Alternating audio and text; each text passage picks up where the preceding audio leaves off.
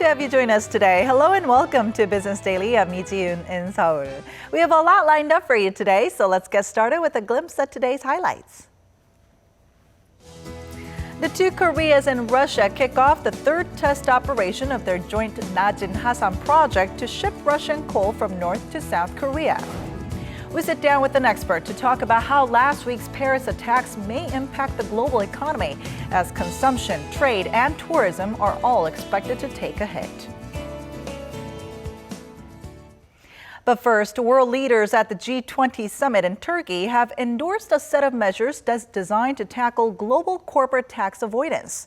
The newly adopted plan seeks to oblige multinational corporations to pay taxes in the country where they make profits. The move comes following public anger over reports that huge multinationals like Google, Starbucks, and McDonald's pay hardly any tax because they exploit legal loopholes or get preferential tax deals from governments. Korea plans to implement the measures gradually starting from next year. And the third test run of the Najin-Hasan project, a trilateral trade venture between the two Koreas and Russia, kicks off today. Once the project launches in full, most likely next year, it's expected to be a boon for inter-Korean ties. Our Kwon So-ah has this report. A two-week test run of the Najin-Hasan project kicks off Tuesday, following earlier tests in November 2014 and April of this year. During the test, 120,000 tons of Russian coal and 10 containers of Chinese drinking water will be transported from North to South Korea. The load will be transported via a 54-kilometer cross-border railway that runs between Russia's border town of Hasan and North Korea's port city of Najin. The goods will then be transferred to two 45,000-ton bulk carriers and a container ship for the final destinations of South Korea's port cities of Pohang and Busan. According to Seoul's Unification Ministry, roughly 20 government officials and businessmen, including groups from South Korean steelmaker POSCO, train operator Korail, and Hyundai Merchant Marine, will be crossing the Russia-North Korea border on Tuesday for on-site inspections that'll continue until Friday. The test run is very meaningful, as it could become the starting point for more economic cooperation, not only with North Korea, China, and Russia, but reaching into Europe too.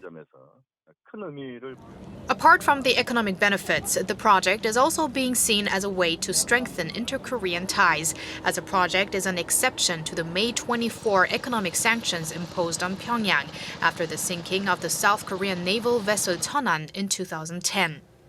If all goes well, the project is expected to officially kick off next year. The project was first proposed in the 1990s, but is also part of South Korean President Park Geun-hye's Eurasia Initiative, which he has promoted since 2013, a plan to link transport and energy infrastructure from Asia through Russia and into Europe. Kwon So-ah, Business Daily. Koreans are becoming ever more dependent on their parents' assets to stabilize their own personal wealth, a trend that's only expected to continue. Now, experts say this is a product of the country's aging population and its lagging economy. Our Oh Soo-young has the story. There's a saying that goes, to succeed in life, you have to be born with a silver spoon in your mouth. This idea has caught on in Korea, with many young people subscribing to the idea that their economic mobility is determined by their parents' wealth, regardless of their own efforts.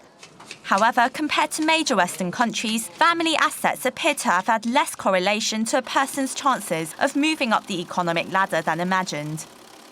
A recent report by the Naksongdae Institute of Economic Research shows that the impact of family assets on a person's ability to increase their own wealth amounted to 42% in 2010. For the United Kingdom, the rate was over 56%, and it was 47% for France and Sweden. In fact, Korea's rapid economic growth has been largely attributed to self-made wealth, acquired by an abundant working population with lower death rates compared to other countries. However, since the 1990s, the effect of family wealth has jumped significantly by 13 percentage points. This is mostly due to Korea's aging population coupled with its slowing economic growth. Experts say while the effect of parental wealth in Korea is still lower than in Western countries, it may catch up quickly as the country's death rate continues to rise. Oh Soo-young, Business Daily. France and the world at large are still reeling from the attacks that hit Paris last week. And economists are keeping a close eye on how the aftermath of all this might impact the European economy, along with other countries around the world. Take a look. A series of terror attacks across Paris took the lives of at least 130 people last week, which Islamic extremist group IS later claimed responsibility for. And coming out of this tragic event, experts fear that a decrease in consumer spending and international tourism could slow an already weak global economy. With France likely to see adverse economic impacts in the short term, analysts say Europe and other countries will also need to take appropriate market stabilizing measures, as volatility in the global financial market will likely rise, coupled with a possible rate hike in the US. Following Friday's attacks, European stocks closed with moderate gains on Monday, but growing uncertainty led investors to seek security, driving up defense stocks and the price of gold. The Korean government also stepped up monitoring of the local economy and financial markets to fend off any fallout from the attacks in Paris. And many remain on the lookout to see what further implications this will have for the global economy. And to tell us more about this, Professor Yang Jun-seok from the Catholic University of Korea joins us in the studio today. So good to see you, Professor. Happy to be here. All right, so it looks like the Paris attacks are going to have quite an impact on not only on the French economy, but the European economy as a whole. What kind of projections have we seen so far on this? Okay, well, at least in the short term, it will have a lot of effect. The tourism industry in France accounts for about 7.5% of its GDP, and that's going to get hurt. They're thinking about having a state of emergency for 3 months, and perhaps even more. 3 months, so that's wow. definitely going to impact their tourism industry. On the other hand, if you remember, there was the Charlie Hebdo incident earlier this year, and Europe had some terrorist incidents in the past, the London subway bombing, bombing in Spain, and so on. If you look at those events, you had a lot of fluctuations, a lot of nervousness for about a week or so, and then it calmed down and returned to more or less normal. And that's what I think most analysts believe will happen here. What is somewhat more worrying is what will happen in the longer term. One of the reasons that the European Union, European Economic Community was formed was to have freedom of labor movement, so that any region which has need of more labor, well, other countries, people can move and fill in that need. And right now, a lot of countries in the EU are talking about closing their borders, especially to refugees and so on. Well, if you close down the borders for free labor movement, then that defeats one of the major purposes of the European Union. So that may slow down the European recession even more, and that's potentially more worrying in the long run. Now, when it comes to this Paris attacks, we kind of think back to the 9/11 attacks that hit the U.S. in 2001.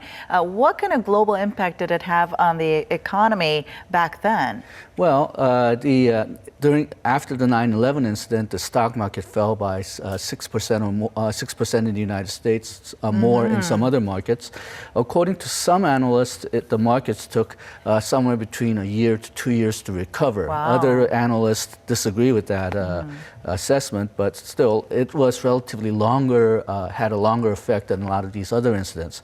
But I think 9/11 was a bit unusual. It was an outlier because, well, the incident was so big. You had planes crashing into the World Trade Center, both of them, and all of it took place in real time. You saw it on TV. Yes, we did. Also, you had the introduction of this new terrorist group, which could threaten oil supply. So I think that's the major reason why the after effects from 9/11 ran for so long time. But I think this particular Paris bombing doesn't share some of that effect. The IS is a known entity. We know what it wants, so it wasn't too big a surprise. So I think the after effects of this Paris incident will be less than 9/11 unless IS has more terrorist events coming up. but that seems unlikely right now. And on top of that, global markets didn't plunge as much as many had feared after the first trading day after the Paris attacks. But then we did see investors flee towards safe haven assets. Yeah, that typically happens after events like this where there's a lot of uncertainty. But also, I think another factor feeding into this is, well, the United States Federal Reserve, is expected to raise its rates in December. They have a FOMC meeting in December 15.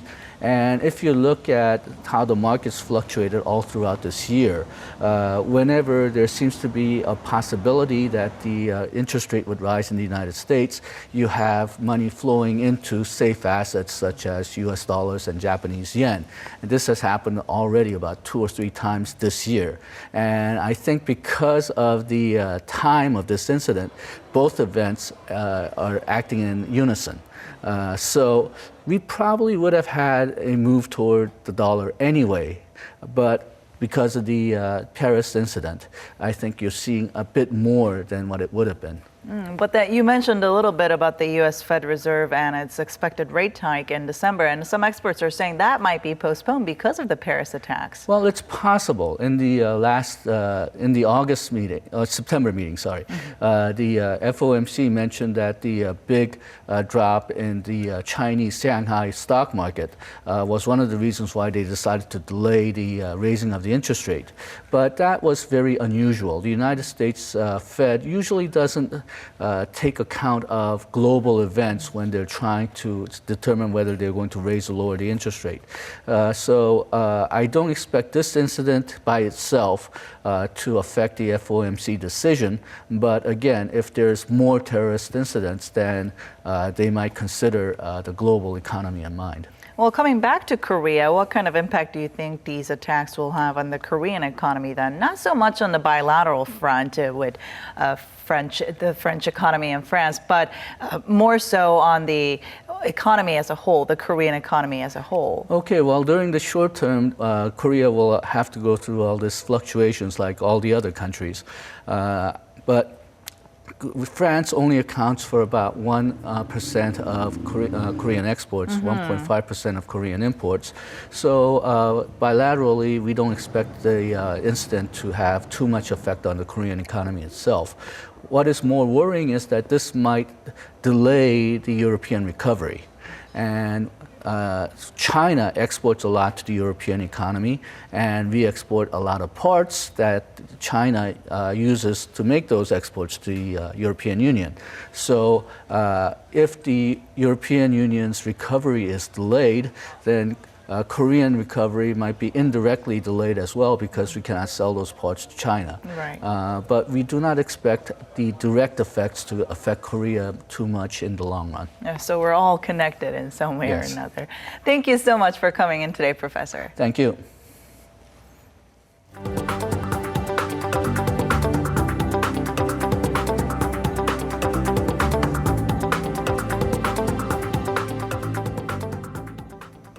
Meanwhile, LG Display has retained its top spot in the global large panel market for the 6th straight year, despite a slump in exports. Industry tracker IHS says LG Display shipped nearly 40 million display panels in the July to September period for a market share of more than 22%. It marks the 24th consecutive quarter that LG has maintained its top position in the sector. Local rivals Samsung Display came in second with a 17.6% share, followed closely by Taiwan's Innolux with 17.3%. Experts say Korean manufacturers are doing well, but they must watch out for Chinese and Taiwanese rivals who are slowly eroding their market share. Doosan and Shinsegae have emerged as the victors of this year's duty-free competition as they nabbed new in-city operating licenses. And our Eunice Kim tells us what this might also mean for Lotte, once the undisputed king of duty-free. Korea's duty-free landscape is shifting, starting with a significant loss for Lotte Group, a conglomerate already beleaguered by a messy family feud over succession rights. The duty-free powerhouse raked in nearly $3.6 billion in sales last year. And while its main branch, which accounted for 47% of overall sales, passed Korea Customs Service scrutiny, its Jamsil branch at Lotte World Tower did not. The license went to another retail giant, Shinsegae, which also successfully held on to its Busan location. With plans to place its new duty-free outlet at its main department store near Myeongdong, just 500 meters away from Lotte's cash cow, the competition is set to fire up and the district to evolve into a tax-free shopping hotbed. We pledge to do our best to firm up our infrastructure to revitalize city tourism and the economy.